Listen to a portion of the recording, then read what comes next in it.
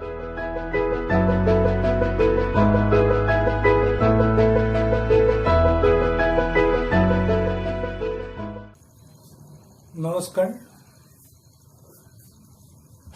নৱম মানৰ সময় নীলমণি ফুকন ডাঙৰীয়াৰ এই পাঠটো লৈ তোমালোকৰ লগত আলোচনা কৰোঁ বুলি আহিছোঁ।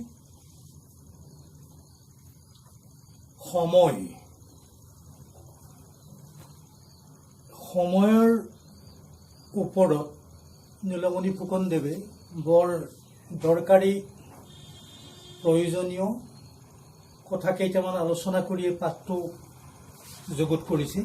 সেই পাঠটোৱে তোমালোকৰ পাঠ্যক্ৰমত দিছে যাতে আমিও সময়ৰ মূল্যটো বুজি পাওঁ। গতিকে মই পাতনিত বেছি একো নকওঁ, পাঠটোৰ মাজলৈ গৈছোঁ। গতিকে প্ৰথম দফা যিটো আছে, প্ৰথম বাক্যটোৱে মন কৰা, নৈৰ সোঁতৰ লগত সময়ক তুলনা কৰা হয়। নৈ যেনেকৈ বৈ থাকে,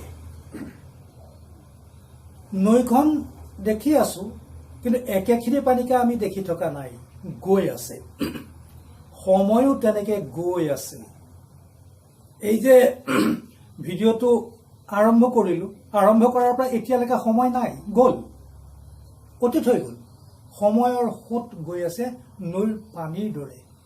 নৈৰ পানীৰ সোঁতটো আমি দেখা পাওঁ, সময়ৰ সোঁতটো আমি দেখাও নাপাওঁ। সেইবাবেই নৈৰ সোঁতৰ লগত সময়ৰ সোঁতৰ তুলনা কৰিছে আমাৰ নীলমণি ফুকনদেৱে। তুলনাটো মন কৰাচোন। গতিকে এই চকুৰে নেদেখা সময় আমি অনুভৱ কৰিম কিহত? সময়টো আমাৰ কাৰ্যৰ মাজেদি, আমাৰ কামৰ মাজেদিহে আমি সময়টো অনুভৱ কৰিব পাৰোঁ। এটা সময়ত এটা কাম কৰিলোঁ, সময় পাৰ হৈ গুচি গ'ল, কিন্তু কামটোৰ অভিজ্ঞতাটো, কামটোৰ যিটো ৰিজাল্ট, কামটোৰ ফলাফলটো কিন্তু ৰৈ গ'ল। গতিকে কামৰ মাজেদিহে সময়ৰ মূল্যায়ন কৰা হয়। প্ৰথম দফাটোত কৈছে যে সময়ৰ ভাগ কৰা হৈছে আমাৰ সুবিধাৰ বাবে। সময়টো আদি অন্ত নাই, অনন্ত কালৰ বাবে সময় বৈ আছে। সময়ক আমি ভাগ কৰিছোঁ নে নাই সময়ে নাজানে, কিন্তু আমাৰ মানুহে আমাৰ সুবিধাৰ বাবে সময়ক আমি ভাগ কৰি লৈছোঁ। প্ৰথমতে তেখেতে ভাগখিনিৰ কথা কৈছে নীলমণি ফুকনদেৱে, যে সময়ৰ যিবিলাক ডাঙৰ ভাগ সেইবিলাককে কোৱা হৈছে যুগ, কল্প, শতাব্দী। সময়ৰ যিবিলাক ডাঙৰ ভাগ, যুগ, কল্প, শতাব্দী, এইবিলাক ডাঙৰ ভাগ। একোটা যুগত হেনো 12 বছৰমান থাকে। কল্প, তেনেকে শতাব্দী, আমি কওঁ এতিয়া আমি এক শতিকাৰ মানুহ। ইয়াৰ আগৰটো আছিলে 20 শতিকা, 20 শতাব্দী, তাৰ আগৰটো 19 শতাব্দী। সময়টো পাৰ হৈ গুচি গ'ল, কিন্তু 19 শতাব্দীত যিবিলাক কাম মানৱ জাতিয়ে কৰিছিলে, আমাৰ উপৰিপুৰুষে কৰিছিলে, তেওঁলোককতো আজি আমি মনত ৰাখিছোঁ। এই নীলমণি ফুকন ডাঙৰীয়াই 1978 চনতো আমাৰ পৰা বিদায় ল'লে, 20 শতিকাতে গ'ল। কিন্তু আজি আমি এক শতিকাত, এইটো শতাব্দীত আমি তেখেতৰ এই পাঠটো আলোচনা কৰিবলগীয়া হৈছে। এই কামটো ৰৈ গ'ল, সময়টো গুচি গ'ল। গতিকে সময়ৰ ডাঙৰ ডাঙৰ ভাগবিলাক যুগ, কল্প, শতাব্দী আদিত ভাগ কৰিছে। আৰু মজলীয়াবিলাকেই হৈছে ঋতু, বছৰ, মাহ। এইবিলাকতো বহুত দীঘলীয়া সময়, 100 বছৰ জোৰা এক শতিকা। সৰু সময়বিলাককে কৈছে বছৰ, 12 মাহত, মাহ। এইবিলাক হ'ল মজলীয়া, বৰ সৰুও নহয়, বৰ ডাঙৰো নহয়। এইবিলাক মাজৰ ভাগবিলাক কৰিছে ঋতু, বছৰ, মাহ, এইবিলাক। আৰু সৰু ভাগবিলাকেই হৈছে, ইয়াতকৈ সৰু যিবিলাক ভাগ সেইবিলাকে হৈছে দিন, ৰাতি, এদিন হয়, দিন হয়, ৰাতি হয়, মজলীয়া ভাগ। ইয়াতকেও তলৰ ভাগবিলাক হৈছে অনুকল্প, অনু যেন কল্প, অনু সৰু, প্ৰহৰ, তাৰপিছতে হ'ল দ্বন্দ্ব, পল, অনুপল, এইবিলাক হৈছে সৰু সৰু ভাগ। এইবিলাক হ'ল সময়ৰ সৰু সৰু ভাগ। গতিকে এই প্ৰথম দফাটোত মনত ৰাখিবলগীয়া কথাটো হ'ল নীলমণি ফুকনদেৱে সময়ক বোৱতী নদীৰ লগত তুলনা কৰিছে। নদীৰ পানী বৈ যোৱাৰ দৰে সময়বিলাকো বৈ যায়, উভতি নাহে। কিন্তু এই সময়ক আমি আমাৰ কামৰ মাজেদিহে মূল্যায়ন কৰিব পাৰোঁ। সেইকাৰণে কামটোহে সময়ৰ জোখ। আমাৰ আলোচনাৰ সুবিধাৰ বাবে আমি সময়বিলাকক যুগ, কল্প, শতাব্দী আদিত ভাগ কৰিছোঁ। তাতোকৈও আকৌ ভাগ কৰি আনিছোঁ ঋতু, বছৰ, মাহ এইবিলাকত। আকৌ সৰু সৰুকৈ ভাগ কৰি লৈছোঁ আমি দ্বন্দ্ব, পল, অনুপল এইবিলাকত। আজিকালি যেনেকৈ ছেকেণ্ড, মিনিট, ঘণ্টা, আকৌ নেনো ছেকেণ্ডো আছে। আজি প্ৰযুক্তিবিদ্যাই ছেকেণ্ডৰ সূক্ষ্মতম সময়বিলাক নিৰূপণ কৰিব পৰাৰ ব্যৱস্থা কৰিছে। কিন্তু আগতেতো এইবিলাক নাছিলে, এতিয়া সময়বিলাক এনেকৈ ভাগ কৰিছিলে। এইটো হ'ল প্ৰথম দফাটোৰ কথা। এতিয়া দ্বিতীয় দফাটোত আছে সময়ৰ এই ভাগবিলাক বিশেষ বিশেষ লক্ষণাক্ৰান্ত। এইটো প্ৰশ্নোত্তৰতো পাবা, লক্ষণাক্ৰান্ত মানে কি প্ৰশ্ন এটাও আছে। সময়ৰ এই বিশেষ বিশেষ ভাগবিলাক লক্ষণাক্ৰান্ত বুলি কৈছে। যেনে হিন্দু শাস্ত্ৰৰ মতে আমাৰ 4 যুগৰ কথা আছে। হিন্দু শাস্ত্ৰত 4টা যুগৰ কথা আছে, তোমালোকে জানা। সত্য যুগ, ত্ৰেতা যুগ, দ্বাপৰ যুগ, কলি যুগ। আমি হেনো এতিয়া এই কলি যুগৰ মাজতে আছো। কলিৰ শেষত আকৌ এটা আহিব কল্কি। কল্কিৰ পিছত আকৌ সত্য যুগলৈ হেনো মানৱ সমাজ উভতি যাব। এইটো হিন্দু শাস্ত্ৰৰ মতে কোৱা কথা। বাস্তৱতে কি হ'ব কি নহ'ব, কল্কি আহিব নে নাহিব, আকৌ সত্য যুগলৈ যাব নে নাযাব, এইটো বেলেগ কথা বাৰু। কিন্তু আমি হিন্দু শাস্ত্ৰ মতে এইটো কলি যুগ, সত্য যুগ। সত্য যুগৰ কিছুমান লক্ষণ আছে, ত্ৰেতা যুগৰ লক্ষণ আছে, দ্বাপৰ যুগৰ লক্ষণ আছে, আৰু বৰ্তমান চলি থকা কলি যুগৰো লক্ষণ আছে। এতিয়া কলি যুগৰ আমাৰ যিবিলাক লক্ষণ তোমালোকে আমি গমেই পাই আছো। গতিকে ইয়াৰ লগত সত্য যুগৰ কথা বতৰাবিলাকতো নিমিলে। ত্ৰেতা যুগত ৰামচন্দ্ৰৰ কাহিনীৰ লগত আজিৰ কলি যুগৰ কাহিনীখিনি মিলিব নেকি? দ্বাপৰৰ শ্ৰীকৃষ্ণৰ লগত কলি যুগৰ কথা বতৰাবিলাক মিলিব নেকি? বা তাৰো আগৰ সত্য যুগৰ কথাবিলাক মিলিব নেকি? হৰি, মহাদেৱ, সদাশিৱ, এই যে যুগবিলাক, গতিকে প্ৰতিটো যুগৰ লক্ষণ কিছু বেলেগ বেলেগ। সেইকাৰণে কৈছে এই সময়ৰ ভাগবিলাক, এই যুগবিলাক বিশেষ বিশেষ লক্ষণৰে লক্ষণাক্ৰান্ত। এইটো হ'ল হিন্দু শাস্ত্ৰৰ কথা। আকৌ খ্ৰীষ্টিয়ানসকলে বাইবেলৰ মতে খ্ৰীষ্টিয়ান শাস্ত্ৰই কয় 1 মিলেনিয়াম বা 1000 বছৰ যীশুখ্ৰীষ্টৰ ৰাজত্বৰ কথা। ইছলামিক মতে, মুছলিমৰ মতে কয় যে এজন শেষ ইমাম মেহেদীৰ যেতিয়া আগমন হ'ব, শেষ ইমাম মেহেদীৰ যেতিয়া আগমন হ'ব, এই পুৰণা যুগটো বিদায় ল'ব, আকৌ নতুন যুগ এটা আহিব। গতিকে প্ৰতিটো ধৰ্মীয় পন্থাৰ মতে এই কথা বতৰাবিলাকৰ ব্যাখ্যাটো বেলেগ বেলেগ। সময়টো অনন্ত সময়, একে সময় গৈ আছে, কিন্তু সেই সময়কে হিন্দুসকলে ব্যাখ্যা কৰিছে এনেকে, ইছলামিকসকলে ব্যাখ্যা কৰিছে এনেকে, খ্ৰীষ্টিয়ানসকলে ব্যাখ্যা কৰিছে বেলেগ ধৰণৰে।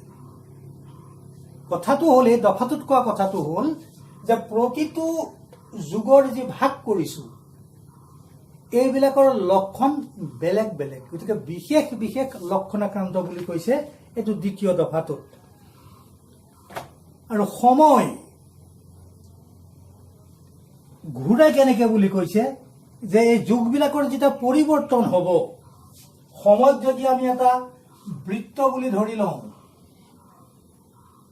সত্য যুগ, ত্ৰেতা যুগ, দ্বাপৰ যুগ, কলি যুগ, কল্কি আহিব, আকৌ সত্য যুগলৈ উভতি যাব।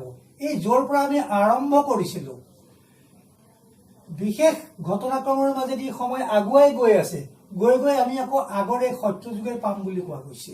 চাইক্লিক অৰ্ডাৰ, এটা বৃত্তৰ দৰে সময়বিলাক ঘূৰি আছে। এটা কল্পৰ যেতিয়া অন্ত পৰিব, কল্পান্তৰ, যুগ পৰিৱৰ্তন, এই লক্ষণখিনি আমি পিছৰ যুগটোত নেপাবও পাৰোঁ। আহি এনেকে ঘূৰি এতিয়া হিন্দু শাস্ত্ৰৰ মতে কলি যুগৰ পিছত কল্কিৰ অৱতাৰ হ'ব। জানা, কলিৰ শেষত হইব কল্কি অৱতাৰ, কাটি মাৰিম লেচক কৰিব বুন্দামাৰ। গোটেইবিলাকক কিবা প্ৰক্ৰিয়াৰ প্ৰলয় হ'ব, মহাপ্ৰলয় হ'ব, অতিমাৰী হ'ব, কিবা হ'ব হৈ পেলাই আমি আকৌ সত্য যুগলৈ উভতি এটা এই বৃত্তৰ নিচিনাকে ঘূৰি থাকে সময়। চাইক্লিক অৰ্ডাৰ, এটা চাৰ্কুলত, এটা ঘূৰণীয়া বৃত্তত ঘূৰি থাকে। এতিয়া বৃত্তটোৰ এই পৰিধি কোনোবা সময়ত ডাঙৰো হ'ব পাৰে। ডাঙৰ হোৱাৰ লগে লগে ইয়াৰ যিডাল ব্যাস, এইটো বৃত্তটো ব্যাসটো ডাঙৰ হৈ গ'ল। গতিকে কেতিয়াবা কোনোবা সময় বেছি দিন যাব। গতিকে এই কাৰ্যক্ৰম অনুসৰি ইয়াত যে কৈছে, কাৰ্যগতিকে এই বৃত্তৰ ব্যাস আৰু পৰিধিৰ বেছ কম হয় বাবেই সময়ৰ বিভিন্ন বিভাগৰ কল্পনা। এইটো হ'ল 2 নম্বৰ দফাটোৰ কথা। এতিয়া আমি 3য় দফাটোলৈ আহিছো। সময়ৰ ভাগ আৰু এক প্ৰকাৰেও কৰা হয়। বিশ্বত বিশেষ কিছুমান ঘটনা ঘটে। ধৰ্মীয় ক্ষেত্ৰতো হ'ব পাৰে, সাহিত্যত হ'ব পাৰে, বুৰঞ্জীত হ'ব পাৰে, অন্যান্য ক্ষেত্ৰত হ'ব পাৰে। সেই বিশেষ ঘটনাই সময়ক প্ৰভাৱিত কৰে মানে সময়টোক ৰাখি দিব নোৱাৰে, সময় গৈয়ে থাকে। কিন্তু সেই সময়খিনিত এটা বিশেষ ঘটনাই অন্য বহু ঘটনাক তল পেলাই ওপৰলৈ গুচি যায়। সেই ঘটনাটোৰেও যুগটোৰ নামাকৰণ কৰা হয়। খুব সৰু উদাহৰণ এটা দিলে আমাৰ সাহিত্যৰ ক্ষেত্ৰতে তোমালোকে পাবা।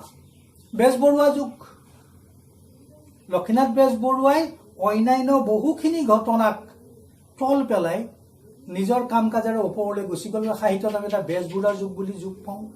নৱবৈষ্ণৱ যুগ থাকে, প্ৰাক বৈষ্ণৱ যুগ থাকে। এই ঘটনাবিলাক ধৰ্মীয় ক্ষেত্ৰতো ধৰ্মৰ সংস্কাৰ হ'ল, বা খ্ৰীষ্টিয়ানৰ ক্ষেত্ৰত অল্ড টেষ্টামেণ্ট, নিউ টেষ্টামেণ্ট আহি গ'ল। তেনেকৈ বিশেষ ঘটনাই একোটা যুগক প্ৰতিনিধিত্ব কৰি সেই যুগটোৰ নামটো সেই ঘটনাটোৰ মাজেৰে হৈ যায়। এই যে 3য় দফাটোত যে লিখিছে, কাৰণ কামেৰেহে সময় জোখা যায়। সেই কামবিলাক, যিবিলাক কামে সেই সময়ত মানৱ জাতিত প্ৰাধান্য পাইছে, একোটা অঞ্চলত গুৰুত্ব পাইছে, সেই গুৰুত্বপূৰ্ণ ঘটনাবিলাকৰে সৈতে যুগটোক নামকৰণ কৰা যায়। এই যে চোৱা, ধৰ্ম, কলা, সাহিত্য, বুৰঞ্জী, কিংবদন্তি, যুদ্ধ বিগ্ৰহ, ৰাজত্ব আদি বিষয়বিলাকে সময়ৰ একোটা ধাপ তুলি সীমাবদ্ধ কৰি থৈ যায়। সংবত, শকাব্দ, খ্ৰীষ্টাব্দ, হিজৰী, শংকৰাব্দ, চৈতনাব্দ ইত্যাদি সময় বিভাগৰ গুৰিতে এনে একোটা স্মৰণীয় ঘটনা আছে। চৈতন্যদেৱ, চৈতনাব্দ, শংকৰদেৱ, শংকৰাব্দ, শকসকল আহিল, শকাব্দ আৰম্ভ হ'ল, ইছলামিকসকল হিজৰী আৰম্ভ হ'ল। গতিকে এই বুৰঞ্জীৰ কিছুমান ঘটনাই, ঐতিহাসিক গুৰুত্বপূৰ্ণ ঘটনাই সময়ৰ ভাগবিলাকক একোটা ধাপ দি দিয়ে, ভাগ কৰি দিয়ে। আমি তেনেকৈয়ে সেই সময়খিনিক আলোচনা কৰিব পাৰোঁ। এইটো 3 নম্বৰ দফাটোত হ'ল। 4 নম্বৰ দফাটোলৈ আহোঁ, যে প্ৰকৃতি জগতৰ গতিবিধি লক্ষ্য কৰিও সময় নিৰূপণ কৰা হয়। আমাৰ ইয়াতে 6টা ঋতু আছে। এই যে গ্ৰীষ্ম, বৰ্ষা, শৰৎ, হেমন্ত, শীত, বসন্ত, এই ঋতুবিলাকৰ একোটা নিৰ্দিষ্ট লক্ষণ আছে। প্ৰাকৃতিক জগতত সেই লক্ষণবিলাক পৰিস্ফুট হয়। তেতিয়া আমি কৈ দিওঁ, বৰ ঠাণ্ডা আহিলেও শীতকালত মুজুৰা পৰি থকা গছবিলাক যেতিয়া আকৌ কুঁহপাত মেলিব, প্ৰথম বৰষুণ পাই, আমি কম বা গ্ৰীষ্মকাল আহি গ'ল। এই প্ৰাকৃতিক জগতৰ যিটো পৰিৱৰ্তন, সেইটোৱে ক'ব। বাৰিষাৰ পিছত গ্ৰীষ্মৰ পিছত বৰষাৰ পিছত আকৌ আহিব যেতিয়া শৰৎ, গোটেইবিলাক পৰিষ্কাৰ হ'ব, আকাশ পৰিষ্কাৰ হ'ব, শুকুলা মেঘ আহিব, ইত্যাদি ইত্যাদি কথাবিলাক। গতিকে প্ৰাকৃতিক জগতৰ পৰিৱৰ্তনেও সময়ক আমাক বুজাত সহায় কৰে। তেনেকৈ গছ গছনিৰ কথা, কুলি কেতেকীৰ ইননি বিননি আমি কেতিয়া শুনো? মন কৰিবা। কেতেকী কেতিয়া ফুলে, আমে কেতিয়া মলিয়াই, কঁঠালে কেতিয়া মুচি পেলায়, মাছে কেতিয়া পোনা মেলে, মানে মাছে কেতিয়া কণী পাৰে, ইত্যাদি ইত্যাদি যিবিলাক প্ৰাকৃতিক ঘটনা, এইবিলাকৰ মাজতো আমি সময়ক বুজি পাওঁ। আজিৰ পৰা বহু হাজাৰ বছৰ আগতে এইবিলাক সময় জোখা কিবা ঘড়ী বা কিবা কিবিবিলাকতো নাছিলে, সময় জোখা যন্ত্ৰ। তেতিয়া এই প্ৰকৃতিৰ পৰিৱৰ্তনতে মানুহে অনুমান কৰি ল'ব পাৰিছিলে, এইটো সময়। গতিকে সময়ৰ ভাগটো যেনেকৈ বুৰঞ্জীমূলক ঘটনাৰ ওপৰতো নিৰ্ভৰ কৰে, প্ৰাকৃতিক জগতৰ পৰিৱৰ্তনেও আমাক সময় বুজাত সহায় কৰে।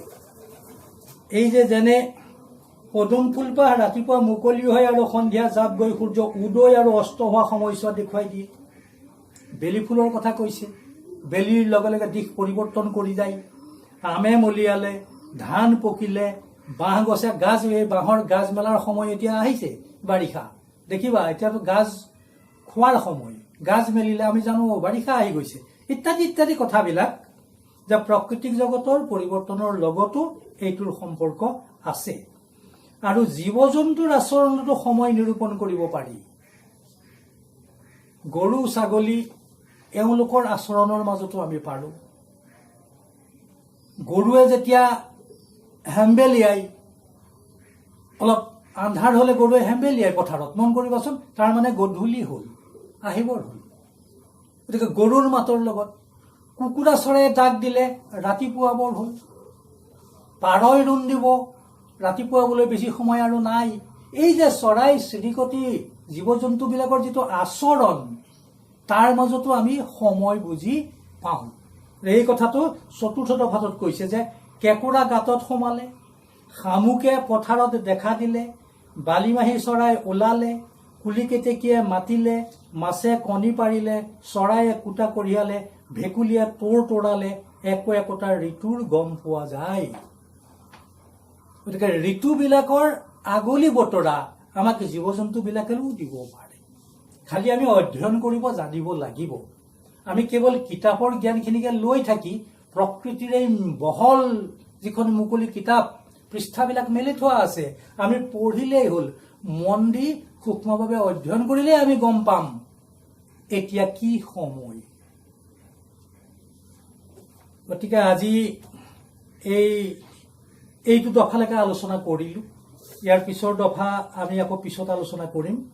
একেদিনাখনেই বেছিকৈ আলোচনা কৰি দিলে অসুবিধা হ'ব। গতিকে এতিয়াৰ যিটো সময়, এই আষাৰ মাহত সোমাল, কালিলৈ পৰহিলে হাত লাগিব। হাত লগা বুলি কথা এটা আছে, কামাখ্যাৰ অম্বুবাচী মেলা মনত পৰে চাগে তোমালোকৰ। মই নিজে যোৱা নাই, কিন্তু টিভিত গোটেই অম্বুবাচী মেলা দেখি থাকোঁ। এইবাৰতো বন্ধ। কিয় বন্ধ হ'ল? এইটোও এটা সময়ৰ ইতিহাসত এইটো কথাও মনত ৰ'ব যে 2020 চনৰ অম্বুবাচী মেলা বন্ধ আছিলে। 21 চনত কি হয়তো ক'ব নোৱাৰো। কাৰণটো কি? কৰোনা। এই কৰোনাৰ সময়ৰ ইতিহাসত কৰোনাই নিজৰ এটা যুগ, নিজৰ গুৰুত্বপূৰ্ণ সময় কিন্তু ৰাখি থৈ যাব, এইটোও মন কৰিবা। এইবিলাকেই কথা। এতিয়া আজিৰ এইটো সময়ত চাৰিওফালে কেৱল গোটেই বিশ্বত কৰোনা কৰোনা কৰোনা। গতিকে যেতিয়া ভৱিষ্যত কোনোবা ইতিহাসবিদে এইবিলাক কথা বতৰা লিখিব, তেতিয়া এই কৰোনাৰ উল্লেখটো কৰিব। কৰোনাই যি কাম কৰিলে, সময়ত চাপ পেলাই দিলে, সময় গুচি গ'ল, কিন্তু বৈ যোৱা সময়ে কৰোনাৰ এই প্ৰভাৱটোক না কৰি থৈ যাব নোৱাৰিলে। মন কৰিবা। গতিকে আজিলৈ সামৰোঁ। থাকা ভালে কুশলে। ইমানখিনিকে কৈ আজিলৈ আহিছোঁ দেই। নমস্কাৰ।